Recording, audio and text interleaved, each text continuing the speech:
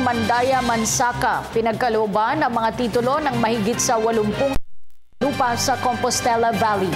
Ang detalye sa ulat ni Irene Lopez ng PIA Davao Region.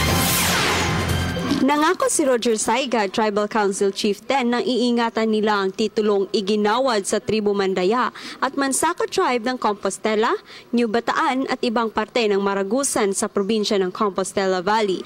Aniya, sa ngayon may problema pa umuno silang haharapin sa paghati-hati ng lupaing nasasakupan ng CADTI o Certificate of Ancestral Domain title na may humigit kumulang 82,000 hektarya. Binigyang diin din ni Attorney Leonor Quintayo, Chairperson ng National Commission on Indigenous People, na di sana gamitin ang titulo para sa personal na interes at mapaunlad ang nasabing lupain.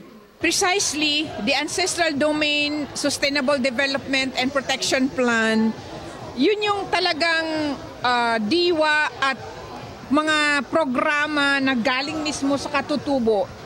Siguro masabi natin na wala silang technical capacities, but they have the expertise being indigenous peoples. May sarili silang pananaw kung ano ang development.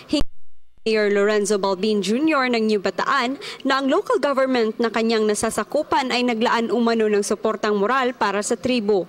Dagdag pa niya, nagpatayo na sila ng tanggapan upang mabigyan ng kaukulang atensyon ng Tribong Mandaya at Mansaka. Yung Certificate of Ancestral Domain, yung tinatawag nating CADTI, dapat alagaan nila yung titulo at saka yung lupa na nagkaroon ng titulo. Dapat hindi nila abusuhin yung rights nila.